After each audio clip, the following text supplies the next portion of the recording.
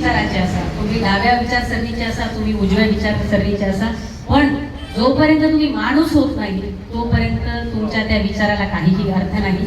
बहिणाबाई चौधरी म्हणतात की माणसा माणसा तुझी नियत बेकार, माणसा माणसा तुझी नियत बेकार, तुझ्याहून बरं गोठ्यातलं जनावर. माणूस माणूस मतलबी रे माणसा, तुझे फार हवं, तुले फार हवं, तुझी हाकलेला आशा. भरला डाडोर उलीसिनी जातो सुद, काही सनी चारा गाय म्हैस देते दूध. मतलबासाठी माणूस डोले, इमानाच्या साठी पुत्र शेतूटा आले.